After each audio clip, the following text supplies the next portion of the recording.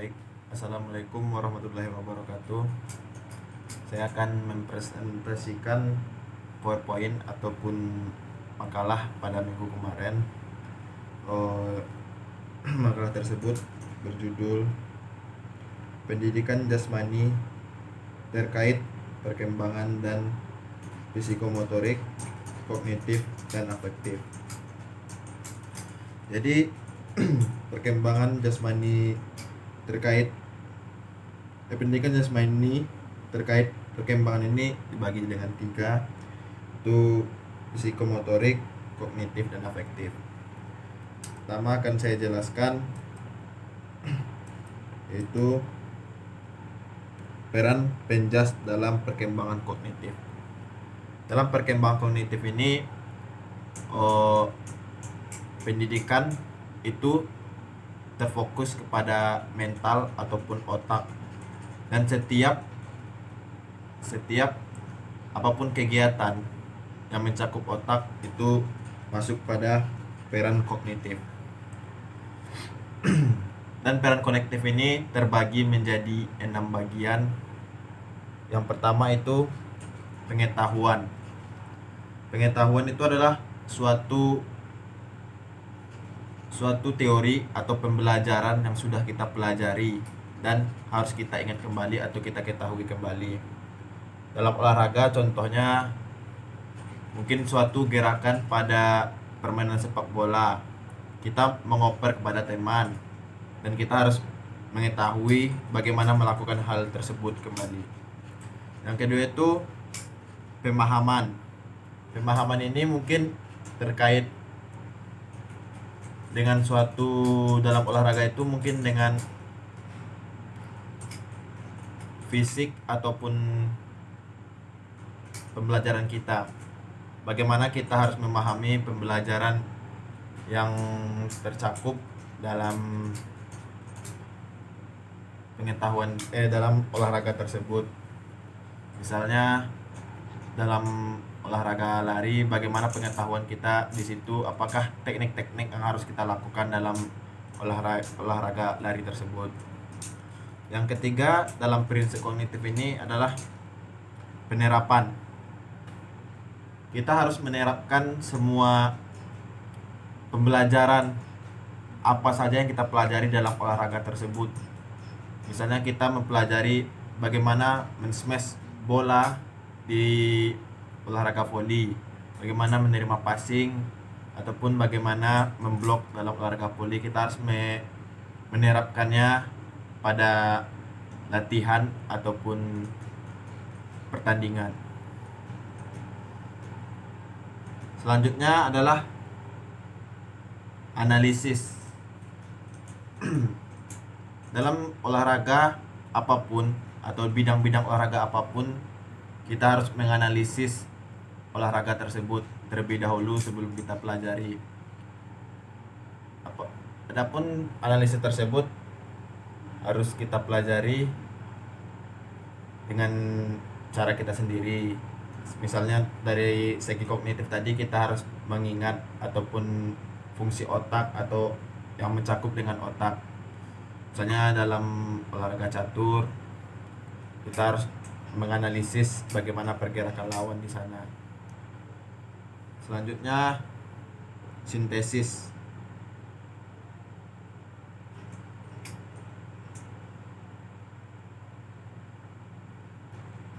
Itu mengacu kepada kemampuan memadukan konsep dan komponen-komponen sehingga membentuk suatu pola struktur atau bentuk baru. Mungkin kalau contohnya dalam olahraga, kita sudah mempelajari bagaimana cara mendribble bola dalam olahraga bola, dan kita bisa membuat gerakan baru atau variasi baru dalam mendribble supaya lawan kita atau musuh kita tidak mengetahui apa yang kita terapkan. Selanjutnya evaluasi. Evaluasi itu mengacu kepada kemampuan memberikan pertimbangan terhadap nilai-nilai materi untuk tujuan tertentu. Jadi setiap yang sudah kita pelajari, semuanya yang kita pelajari tadi dari 5 tadi harus kita evaluasi bagaimana bentuk terbaik supaya kita bisa menerapkannya dalam olahraga. Baik, mungkin saya akan masuk kepada materi kedua, peran penjas dalam perkembangan afektif, yaitu ranah afektif ini adalah ranah yang berkaitan dengan sikap dan nilai. Ranah afektif mencakup watak perilaku seperti perasaan, minat, sikap, emosi, dan nilai. Ranah afektif ini juga terbagi beberapa jenjang atau dalam 5 jenjang. Yang pertama itu penerimaan. Penerimaan ini mengacu kepada kemampuan memperhatikan dan memberikan respon terhadap stimulasi yang tepat. Jadi dalam berkaitan dengan minat atau sikap emosi, penerimaan itu dalam olahraga itu kita tuh harus menerima apapun yang diberikan pelatih, apapun guru dalam hal yang kita pelajari, dan tidak membawakan watak yang buruk dalam hal penerimaan tersebut. Yang kedua mungkin pemberian respon atau partisipasi.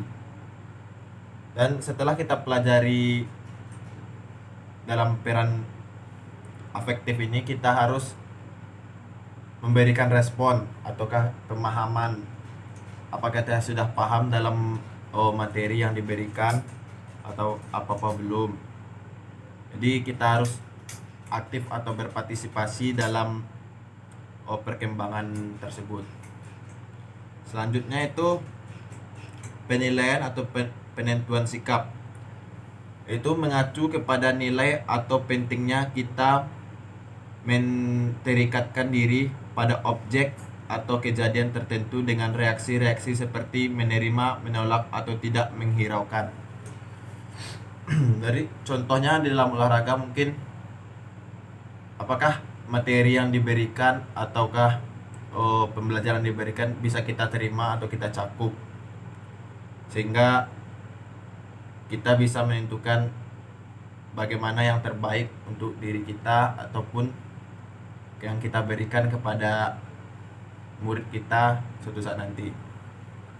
Yang keempat mungkin organisasi, itu mencakup kepada penyatuan nilai sikap-sikap yang berbeda yang membuat lebih konsisten dan menimbulkan konflik internal dan membentuk suatu sistem nilai internal.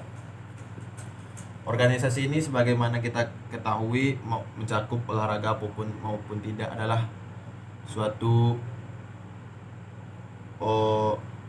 serikat di mana orang-orang berkumpul untuk mendiskusikan hal-hal yang harus kita buat untuk penyakuan nilai sikap-sikap berbeda yang membuat lebih konsisten pada menimbulkan konflik-konflik internal. Mungkin dalam organisasi itu suatu konflik yang timbul mungkin bisa kita selesaikan bersama. Yang terakhir adalah karakteristik atau pembentukan pola hidup, mencakup kepada karakter dan daya hidup seseorang. Dalam setiap olahraga pasti membentuk suatu karakter, maupun olahraga bola, voli, renang, basket pasti menimbulkan suatu karakter. Yang ketiga itu peran penjas dalam perkembangan psikomotor. Peran penjas dalam perkembangan psikomotor ini adalah ranah yang berkaitan dengan keterampilan atau skill atau kemampuan bertindak setelah seseorang menerima pengalaman belajar tertentu.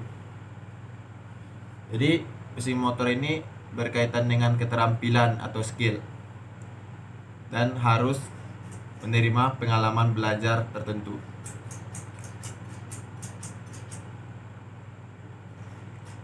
Psikomotor ini juga terbagi dalam 5 kategori. Yang pertama, peniruan. Dimanapun dalam setiap olahraga, setiap murid ataupun atlet yang kita latih dia pasti meniru suatu idolanya. Apakah idolanya bermain seperti ini, pasti dia akan langsung meniru dan menerapkannya kepada latihannya. Selanjutnya itu manipulasi adalah menekankan perkembangan kemampuan mengikuti pengarahan penampilan, gerakan-gerakan pilihan yang menetapkan suatu penampilan melalui latihan. Manipulasi ini juga sangat penting dalam olahraga karena menekankan perkembangan kemampuan kita untuk mengikuti pengarahan penampilan, gerakan-gerakan yang kita pelajari dalam suatu olahraga yang kita pelajari. Selanjutnya itu ketetapan. Ketetapan ini memerlukan kecermatan, proporsi, dan kepastian yang lebih tinggi dalam penampilan. Mungkin apapun yang kita pelajari, kita terima, kita ulang-ulang, dan kita tetapkan, sehingga dalam setiap pertandingan kita tidak ada down ataupun mental down, sehingga ketetapan kita, skill kita tetap bagaimanapun pertandingan tersebut. Yang selanjutnya itu artikulasi. Artikulasi adalah menekankan koordinasi atau suatu rangkaian gerak dengan membuat urutan yang tepat dan mencapai yang diharapkan atau konsisten internal di antara gerakan-gerakan yang berbeda. Jadi kita harus diharapkan untuk konsisten di antara gerakan-gerakan yang berbeda. Jadi setiap gerakan yang berbeda mungkin kita harus mengkonsistenkan konsentrasi untuk menekan koordinasi suatu rangkaian gerak dengan membuat urutan yang tepat dan mencapai. Jadi selanjutnya itu pengalamiahan. Pengalamiahan itu tingkah laku yang ditampilkan dengan paling sedikit mengeluarkan energi fisik maupun psikis. Jadi kita harus menerapkan bagaimana fisik yang kita pelajari dalam suatu bidang olahraga maupun apapun bidang olahraga tersebut, kita harus menerapkan fisik ataupun psikis, kemampuan pola pikir kita juga. Mungkin itulah yang dapat saya sampaikan dalam penjelasan pendidikan olahraga dalam perkembangan kognitif, afektif, dan psikomotor. Salah dan janggal saya mohon maaf. Assalamualaikum warahmatullahi wabarakatuh.